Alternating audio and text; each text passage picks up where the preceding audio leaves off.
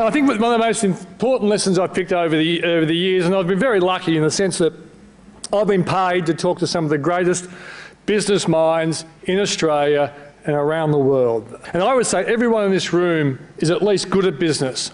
But it seems to me there's something that separates the good from the great. And the same thing happens in sport. The people who make first-grade cricket but don't become test players, there's something there. And I think over the years I've been able to see what that thing is, and that's what I'm going to share with you today. And it's not just one thing, but I think one thing's really important. I think commitment's critically important. Commitment to going to the next level. And also being open to change. If you're not willing to embrace change, it's just not going to happen. Today I'm going to challenge you to look at yourself.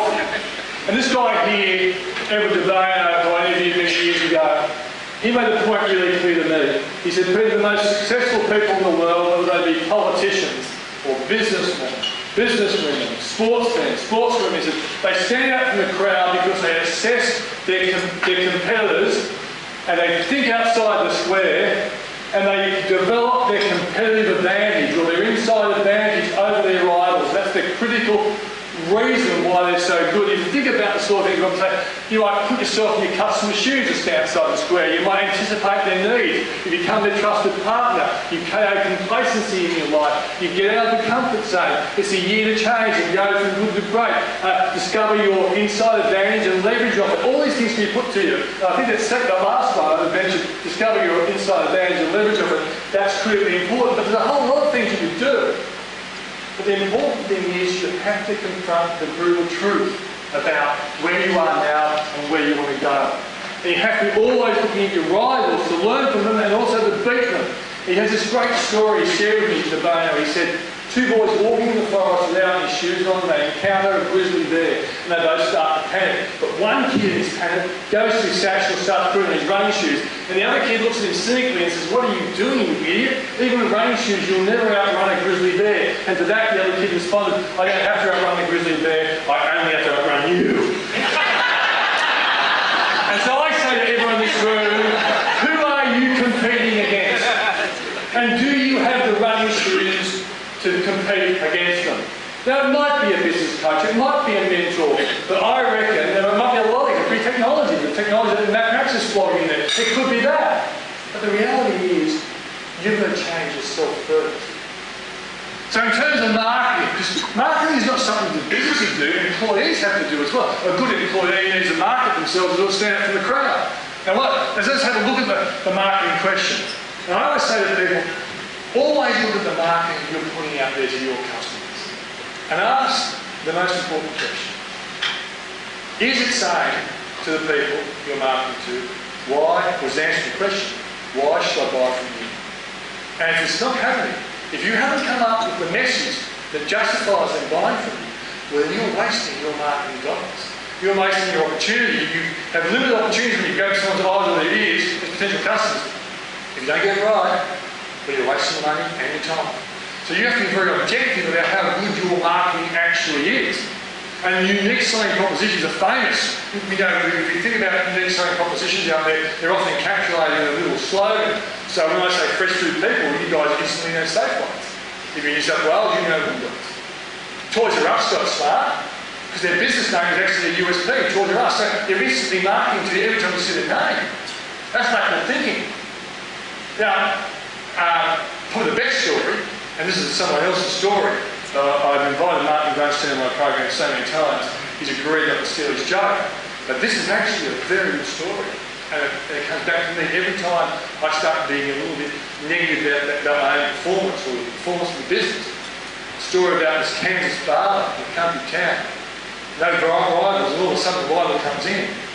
Now the original guy is charging $20 for a haircut, the new guy comes in and says $6. Big sign in the window, $6 haircuts. And the incumbent knows he has to compete, but he can't afford to, he'll lose. But the other guy's just using $6 as a loss leader.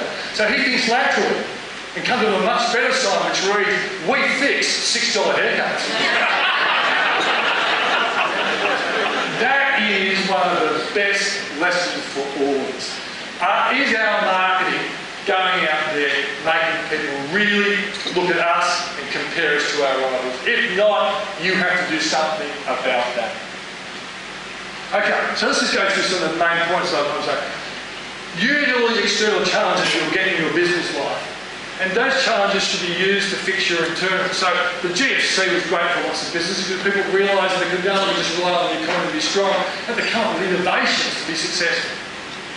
Listen, there's a lot of frustrations in your business. Can I ask this question? How many of those people think they might have one or two frustrations in their business? No, I can rank one or two. Okay, that's very, very good. Well, I say list them all down and then create systems to eradicate them. Do the SWOT. If you can't change things, get someone else to help you actually do it.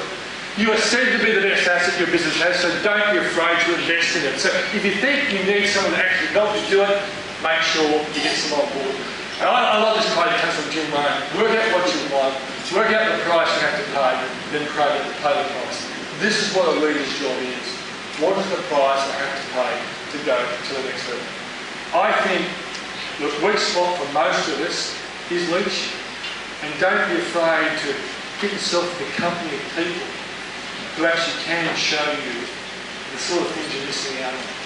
All of us individually have to be leaders. We have to lead ourselves, we have to lead our family, we have to lead our friends. One last story before I go. It's all about complacency. There's this famous geologist who drove around the country with his chauffeur. One day his chauffeur said to him, "Boss, can you tell me how much money you get for these speeches you do?" And the geologist thought it was a rude question, but he liked the guy, so he said, "You owe me $20,000 a speech."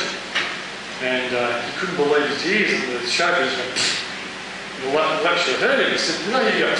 Well, I said $20,000. And the chauffeur thought about his longevity in the job and decided to be honest. He said, "Yes, I did."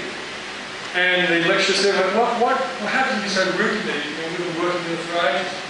And the chauffeur said, "Well, because you get $20,000 for a 1 hour speech and you pay me less than that to drive you around the country for an entire year." And the lecturer said, "I get that kind of money because I'm good at what I do." And the chauffeur couldn't help himself. He said, "No, you're a very bright man, but your presentation skills absolutely suck. Absolutely hopeless." And so the lecturer didn't like that. So he said, "Oh, son, you're going to the University of Texas next. They don't know me from a bar of soap. You go on stage and show me how it's done." And the chauffeur said, "Fine, I've been watching it for years. I'm going to improve your own easily." So they're going to go to the University of Texas. The chauffeur sits in the audience, and the chauffeur goes on stage and puts on a fantastic act. And the crowd goes wild, and the MC comes up and says, "That was without doubt the greatest speech this university ever heard. Well, we have 5 minutes left. Do you mind taking a question from the audience?" And the chauffeur didn't realise he couldn't leave his boss downstairs in the answer. He pointed to a little kid with a bottle of glasses sitting on 3 scientific books. And the kid said, "Sir, if we get a tungsten tip drill 12 kilometres long, we buried it in the Sahara Desert, and we looked at the rocks that come up with that drill, what geological time periods do they come from?" Well, the chauffeur looked at the kid for a while and said, "Son, I've been doing this speaking cake now for a long, long time, and in that time I've had some really tough, difficult questions. But this one is without doubt the most stupidest, idiotic, simplistic question I've had in my whole life. It is so dumb, I'll ask my chauffeur sitting in the audience next to me."